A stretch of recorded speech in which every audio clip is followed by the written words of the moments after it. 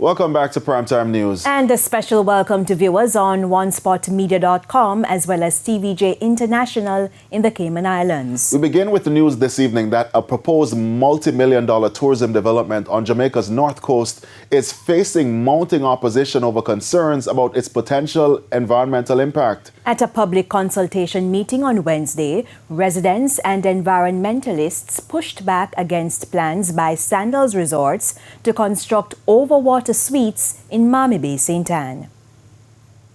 It was billed as an opportunity for the public to have its say.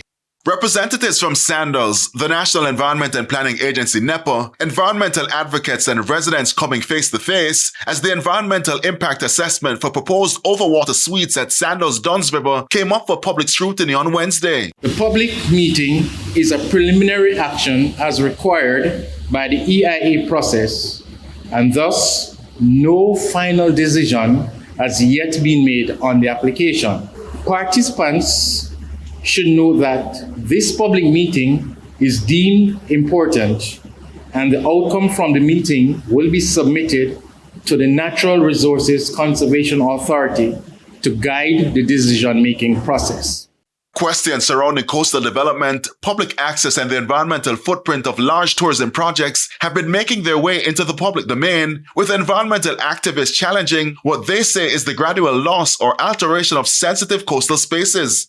And for President of the Jamaica Beach Birthright Environmental Movement, Dr. Devon Taylor, this development brings those concerns directly into focus. The study is very clear as to the pressure that these developments put on coral reefs when we have none left in the country, and the scientists are working hard to try to regenerate the reef. CEO of the Jamaica Environment Trust, Dr. Teresa Rodriguez Moody, while pointing to the legal protections which apply to the location, questioned whether development of this nature should be contemplated in the area at all. Frankly, I'm not sure why we're even at the point of doing an environmental impact assessment with the law, the guidelines, the development order, the management plan simply states. But the questions were not confined to what could be lost environmentally. Residents, too, had questions of their own. What is it that the community will have to give up to facilitate this? And what is being given in return? And I heard the presentation from Sandals gentlemen, the charity, the nice charity things that they do. And it's a problem we have in this society where people are denied justice and then they're offered charity. Wednesday night's consultation may have been centered on one proposed development at one resort, but according to those in attendance, the questions raised are bigger. For the representatives from Sandals, they remain open to dialogue and collaboration. Sandals recognizes that protecting Jamaica's marine and coastal environment is not optional. It is a shared responsibility, a core obligation.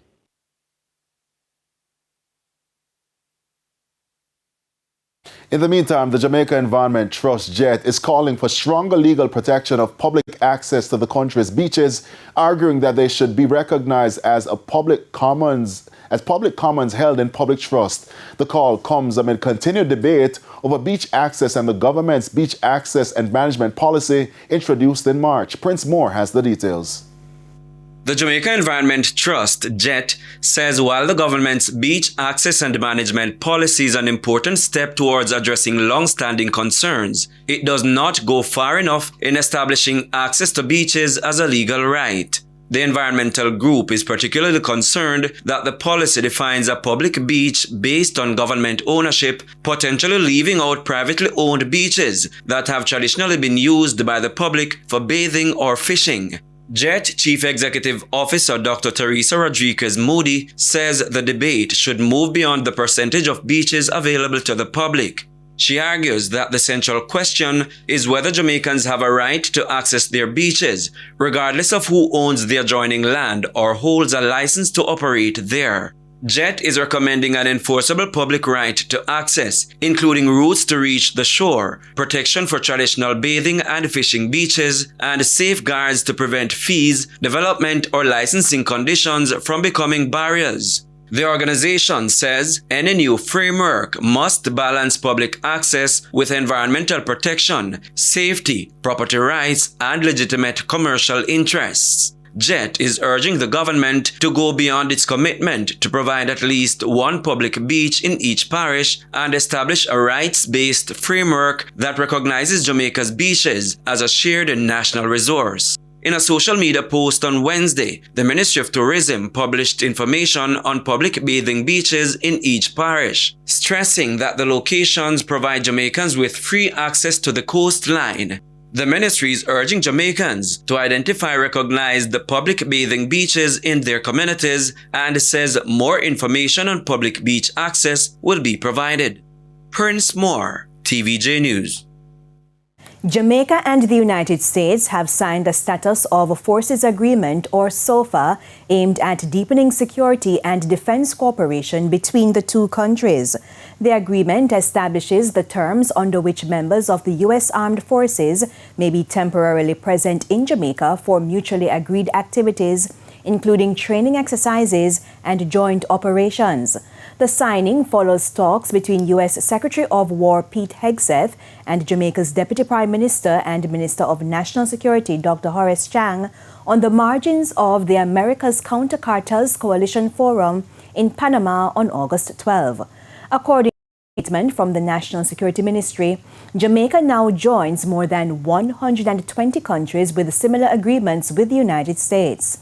The two countries have a long history of security cooperation, including joint military training, professional exchanges, and humanitarian and disaster response activities.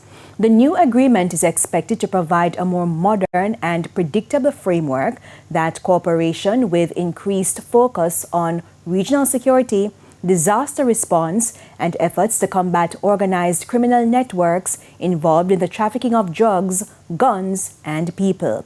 The statement further states that SOFA signals a commitment by the Jamaica Defense Force and the U.S. Armed Forces to deepen their partnership in confronting transnational criminal organizations in the region.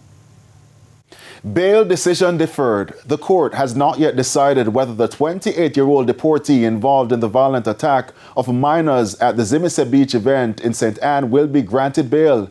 The defense argued in the St. Anne's Parish Court that he may have had other run-ins with the law. The other individual involved, a 43-year-old, was offered bail in the sum of $1 million earlier this month. Ramada Lyons has the details. In April 2026, Ramon Brown was deported to Jamaica. 4 months later, he landed himself in legal hot water after this violent attack. While the viral video shows one minor being attacked, it was brought up in court that 2 minors were injured in the incident, ages 15 and 17. The minors are being represented by attorneys Peter Champagny and Saeed Bernard. Mr. Brown, 28 years old, stood before the St. Anne Parish Court on Thursday, August 20, and Judge Kemoy McCarran deferred a decision for bail pending the receipt of an antecedent report from the prosecution. An antecedent report is an official document that details a person's background, history, and criminal record. This report is compiled to check a person's character, evaluate job candidates, or assist courts during sentencing. Mr. Brown will remain in custody in the meantime. The bail application continues on Monday, August 24, 2026. Now, when the matter came up, the application was made for Mr. Brown to be admitted to bail. Defense attorney Mr. Bernard indicated that the accused may have had previous breaches with the law and, as a result, requested that the antecedent report be prepared and placed before the court. Judge McCarran noted that the Bail Act allows the court to adjourn a bail application so that further information concerning the antecedents of an accused may be laid before it. The judge gave the prosecution until Monday to produce the report and made it clear that no decision on bail would be taken until the report is before the court. The court was also told that several documents remain outstanding in the file, among them a medical certificate, the identification parade documents, and the statement of the arresting officer. Ramarda Lyons, TVJ News. Still to come this evening, Transport Minister assures rural school buses will be ready for new academic year. And in business news, new BOJ governor defends decision to hold interest policy rate at 5.5%. We'll be right back.